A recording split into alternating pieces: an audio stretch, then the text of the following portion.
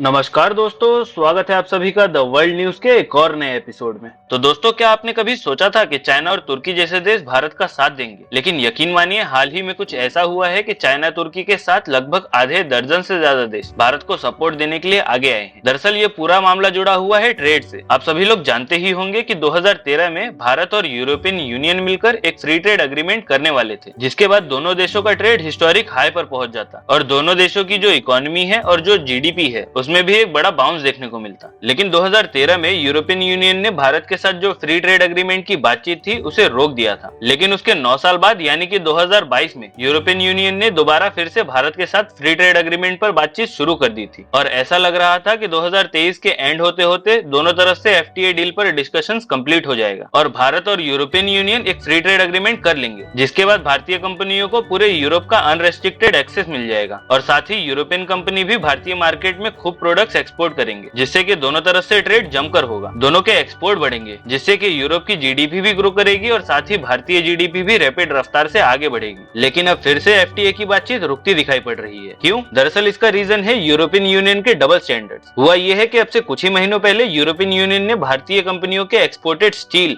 जो भारत में बनकर यूरोपियन देशों में एक्सपोर्ट और सेल किया जाता था उस पर टैरिफ लगा दिया था, यानी कि एक्स्ट्रा टैक्स लगा दिया था। मतलब अब से पहले अगर भारतीय स्टील यूरोप में 100 रुपए के हिसाब से बिकता था तो टैरिफ लगने के बाद वो 110 या 120 में बिकेगा। लेकिन यूरोप यहाँ भी नहीं रुका। उसके कुछ ही दिनों बाद उन्होंने टैरिफ पर एक और एडिशनल टैरिफ ऐड कर दिया, जिससे कि भारतीय स्टील यूरोप में और महंगा हो गया। भारत फिर भी चुप रहा, लेकिन उसके बाद यूरोप ने हद पार करते हुए डबल टैरिफ पर एक्स्ट्रा ग्रीन टैक्स भी लगा दिया। अब ये ग्रीन टैक्स क्या होता है? दरअसल आपको बताओ तो दुनिया भर में जितने भी बड़े स्टील प्लांट होते हैं वहाँ पर स्टील बनाने के लिए कोल मतलब के कोयले का यूज किया जाता है। भारत में भी सेम प्रोसेस फॉलो किया जाता है, तो यूरोप ने इसी का फायदा उठाया। इनका मेन मोटिव ये था कि भारत से एक्सपोर्टेड स्टील को यूरोप में बिकने से ये रोकना चाहते थे। इसीलिए इन्होंने कहा कि भारतीय स्टील को प्रोड्यूस करने में कोयले का यूज किया जाता है, जिससे कि पोल्यूशन क्रिएट होता है, यानी कि प्रदूषण होता है। इसीलिए हम भारतीय स्टील पर एक्स्ट्रा ग्रीन टैक्स भी लगाएंगे। यानी कि इससे साफ हो गया था कि भारतीय स्टील जो यूरोप में ऑलरेडी एडिशनल टैरिफ की वजह से महंगा हो गया था वो ग्रीन टैक्स के बाद और महंगा हो जाएगा। और आप सभी को ट्रेड यानी कि व्यापार का रूल तो पता ही होगा कि सेम क्वालिटी की महंगी चीजें कोई भी खरीदना पसंद नहीं करता, जिससे कि भारतीय कंपनीज को हैवी लॉस हो रहा था। इसी को लेकर भारत सबसे पहले गया WTO में, यानी कि वर्ल्ड ट्रेड ऑर्गेनाइजेशन में, और भारत ने अपना पॉइंट रखते हुए कहा कि यूरोप के डबल टैरिफ और ग्रीन टैक्स की वजह से भारतीय कंपनियों को कम से कम 10,000 करोड़ रुपए से भी ज्यादा का नुकसान हो चुका है। और फिलहाल भारत के इस अपील पर WTO में इन्वेस्टिगेशन चल रही है। साथ ही भारत ने एक और काम किया कि यूरोप के साथ जो हमारी एफटीए की बातचीत चल रही है उसमें भी भारत ने साफ कहा है कि एफटीए तो बाद में होगा, सबसे पहले डिस्कशन होगा भारतीय सामानों पर लगने वाले टैरिफ और टैक्सेस पर, जो बिल्कुल भी एक्सेप्टेबल नहीं है। और इनका पर्पस सिर्फ भारतीय प्रोडक्ट्स को यूरोप में एक्सपोर्ट होने से रोकना है, जिससे कि भारतीय कंपनियों को भारी नुकसान हो रहा है। और फिलहाल बताया जा रहा है कि भारत ने एफटीए डिस्कशंस में एक बहुत ही फर्म और हार्ड स्टैंड लिया है। और आपको बता दूं कि भारत के इस स्टैंड से कई देश खुश हैं, जैसे कि चाइना और तुर्की जैसे देश, क्योंकि इनके सामानों पर भी पिछले 5-6 सालों से यूरोप लगातार टैरिफ और टैक्स बढ़ाता जा रहा है। लेकिन ये लोग ना तो कोई एक्शन लेते थे और ना ही यूरोपियन यूनियन के डिसीजंस को अपोज करते थे। लेकिन भारत ने जैसे ही यूरोप को आड़े हाथों लिया है तो ये देश भी भारत को सपोर्ट करने के लिए सामने आए हैं और यूरोप के खिलाफ खुलकर बात कर रहे हैं। और आपको बता दूं कि इन देशों ने जैसे ही भारत का साइड लिया और भारत को सपोर्ट किया, वैसे ही भारत को भी इससे हिम्मत मिली है। और इसीलिए भारत ने भी यूरोपियन यूनियन को साफ कहा है कि अगर आपको हमारे साथ ट्रेड करना है तो ये अनएक्सेप्टेबल टैरिफ और टैक्स को हटाना होगा, क्योंकि अगर यूरोप ऐसा नहीं करता है तो यूरोप से एक्सपोर्टेड सामान जो भारत और एशियन कंट्रीज में आते हैं उन पर भी एक्स्ट्रा टैक्स लगाए जाएंगे। और आपको बता दूं कि भारत के इस स्ट्रॉन्ग स्टैंड पर न सिर्फ चाइना और तुर्की बल्कि साउथ कोरिया भी भारत को सपोर्ट कर रहा है। और साउथ कोरिया ने भी ये क्लियर किया है कि अगर यूरोप ने अपने अनकंडीशनल टैक्सेस को नहीं हटाया तो वो भी भारत के ही तरह यूरोप से एक्सपोर्ट किए गए प्रोडक्ट्स पर एडिशनल टैक्स इंपोज करेंगे और यूरोपियन कंपनीज का हैवी लॉस इंश्योर करेंगे। लेकिन जैसे कहा जाता है कि जहर ही जहर को काटता है, वैसे ही कुछ दिन पहले तक यूरोप अपने पूरे अकड़ में था कि हमें कौन रोकेगा, हमें कोई कुछ नहीं कह सकता। लेकिन जैसे ही भारत, चाइना, तुर्की, साउथ कोरिया साथ आते जा रहे हैं, ठीक वैसे ही यूरोप की अकड़ भी ढीली पड़नी शुरू हो गई है। और अब यूरोप इन टैरिफ्स और टैक्सेस पर डिस्कशन करने के लिए रेडी हो गया है। और आपको बता दूं कि मैं इस पूरे मामले को क्लोजली मॉनिटर कर रहा हूं और जैसे ही इस पर कोई नई डेवलपमेंट होती है मैं आपको इन्फॉर्म कर दूंगा। हालांकि इस वीडियो के बारे में आपकी राय हमें कमेंट सेक्शन में जरूर बताएं। और अगर आप चैनल पर नए हैं और आपको हमारी जानकारी पसंद आती है तो इस वीडियो को लाइक करें और चैनल को सब्सक्राइब करें।